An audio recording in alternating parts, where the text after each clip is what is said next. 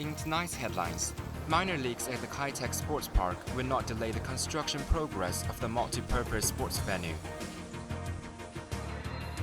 At least 9 people are feared dead in a hospital fire in southern Taiwan as Typhoon Krathon made landfall on the island. And retail sales in Hong Kong declined for a 6th consecutive month, year-on-year, dropping 10.1% in August.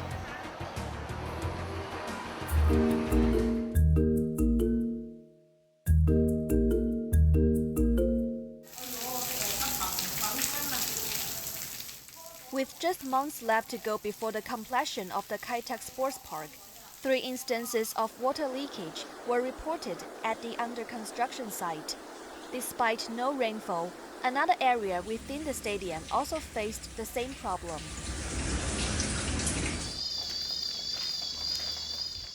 Showers after an amber rainstorm warning saw water dripping from the ceiling in some rooms inside the facility.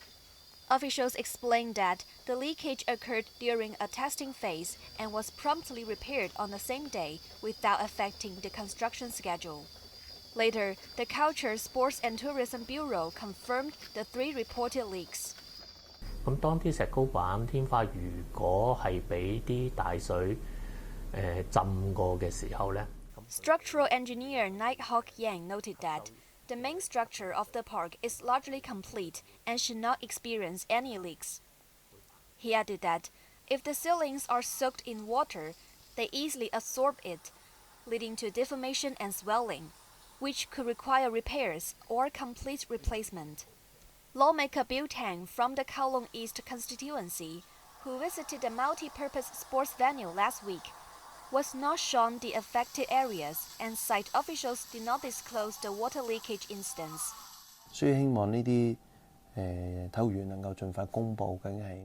Tang urged the park officials to be more transparent and set up a mechanism to avoid such problems and confront the issues. Slated to open earlier next year, the 50,000 capacity stadium will host the Hong Kong Sevens in late March, followed with 3 concerts by British rock band Coldplay in early April. Evelyn Bai, Cable News.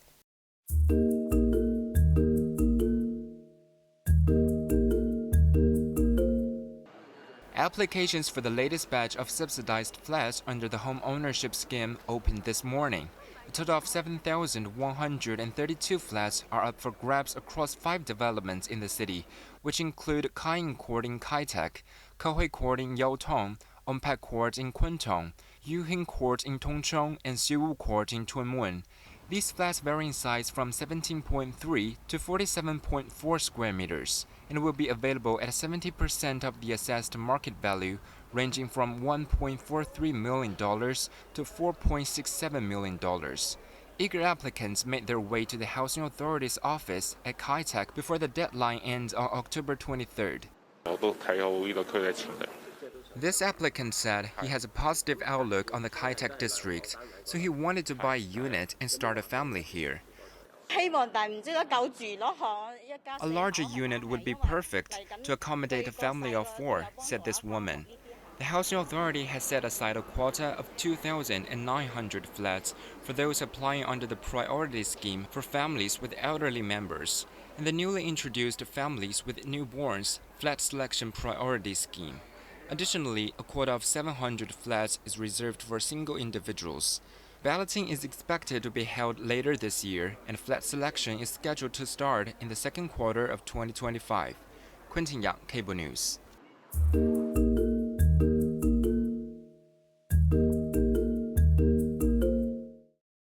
In a move to ensure public housing units are allocated to those in need, the government is asking tenants to submit declarations of their occupancy status. Approximately 120,000 elderly households which have resided in their units for 15 years or more are required to declare whether they have continuously occupied the flat for the past 3 months. The same applies to another 20,000 non-elderly households who have occupied the units over the last 2 years. This group also needs to declare if they own any other properties. The deadline to submit the declarations is November 30th. Taking to the airwaves this morning, Rosanna Law, Permanent Secretary for Housing, said, some elderly residents may rent out a small unit as their retirement income. For households where all members are aged 60 or above, will not be required to declare their assets, Law said.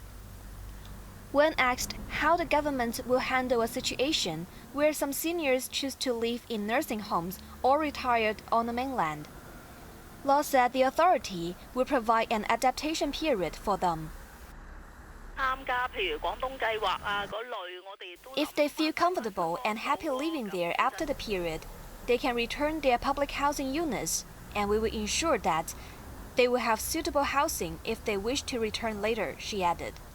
Regarding the parking of luxury cars in public housing estates, the authority has deployed a special task force, which is currently following up on 4 cases. Law said the vehicles did not belong to public housing tenants, while some tenants were professional drivers using their employers' cars. The Housing Department has so far recovered 3,300 units after households were asked to declare their incomes and other properties in a crackdown on wealthy tenants earlier this year.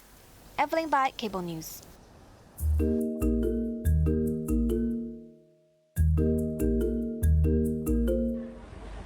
Banners celebrating the 75th National Day were found to have been intentionally damaged in parts of Taiwan. Police received the first reports of the incident this morning from Taiwan Market Street, where a banner put by the government had been ripped. Other reports came in later, and police found few more banners vandalized outside the Shatui Road playground. The banners were displayed by the Democratic Alliance for the Betterment and Progress of Hong Kong and the Hong Kong Federation of Trade Unions. Police have seized some of the defaced banners for further investigation, and the case has been classified as criminal damage.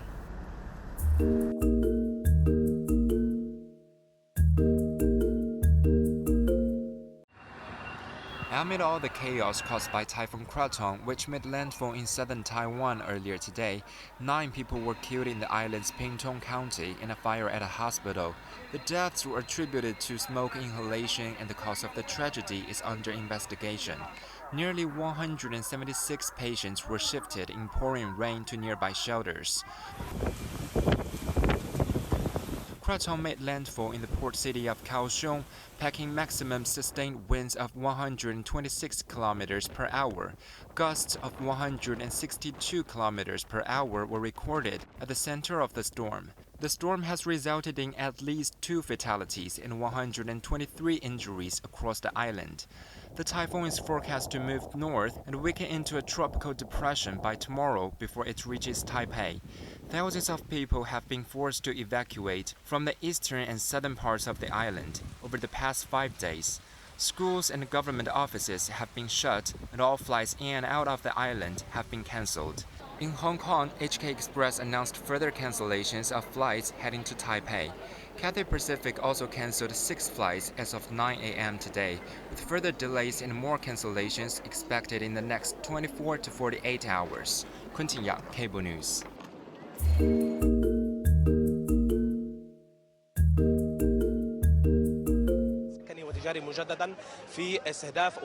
It was another sleepless night in Beirut.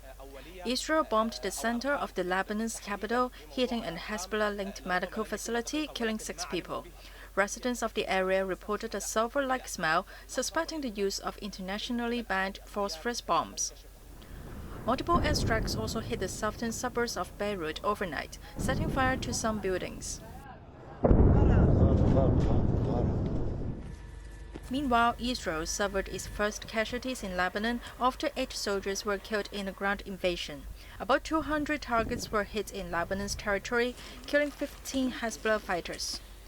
United Nations Secretary General Antonio Guterres warned the raging fires in the Middle East are fast becoming an inferno. It's high time to stop the sickening cycle of escalation after escalation that is leading the people of the Middle East straight over the cliff. Each escalation has served as a pretext for the next. Israel's envoy to the UN said there will soon be a very strong, painful response for Iran's missile attack on Israel. Most of the 200 ballistic missiles fired by Iran were shot down, and people in southern Israel took time to check out a destroyed piece of artillery. U.S. President Joe Biden said he would not support any Israeli strike on Iran's nuclear sites, urging Israel to act proportionally. G7 leaders voiced strong concern over the Middle East crisis and will coordinate a response with U.S., including new sanctions against Tehran. Anna Chen, Cable News.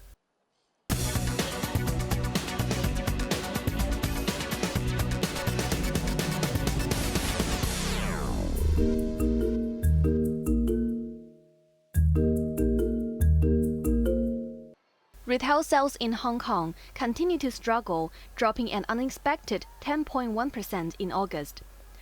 It was the sixth consecutive month of year-on-year declines, after an 11.8% drop in July and a 9.7% decrease in June. For the first 8 months of 2024, the provisional estimates of the total retail sales decreased by 9.3% in volume compared with the same period last year. Sales of jewelry and watches plummeted by over 20%. However, the value of sales of food, alcoholic drinks, and tobacco rose 0.2% in August compared with a year earlier. The government said the total retail sales experienced challenges in August due to ongoing shifts in consumption habits, a relatively strong Hong Kong dollar, and a rise in residents traveling abroad during the summer vacation. Nonetheless, the government is still optimistic as the mainland's various measures will benefit the city.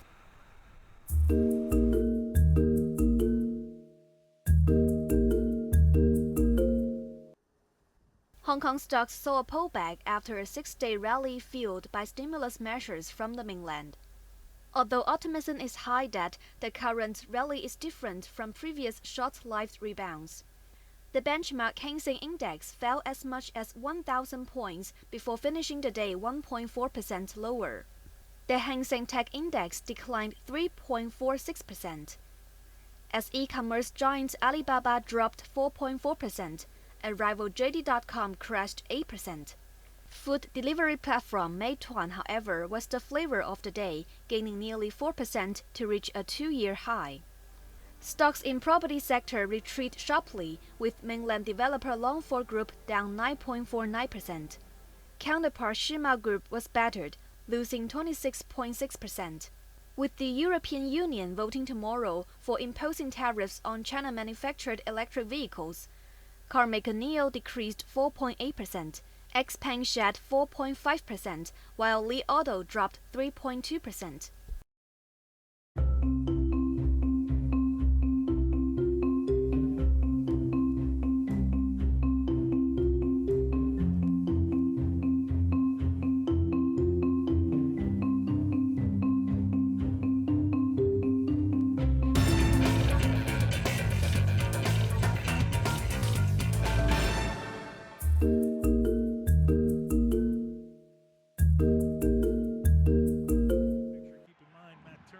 Argentine star Lionel Messi seemed unstoppable when his Inter Miami team took on Columbus Crew in the final of the Supporters' Shield in U.S. Major League Soccer. Playing at home in the state of Ohio, Columbus was stunned just before the break when Messi tore through the defense, latching onto a long pass to put Miami on the scoreboard. The World Cup champion then showcased his brilliance with a stellar free kick in first half added time. Curling his strike around the wall, the 37-year-old made no mistake to find the back of the net. Columbus hit the ground running early on in the second half and cashed in on a defensive blunder to reduce their deficit through Diego Rossi.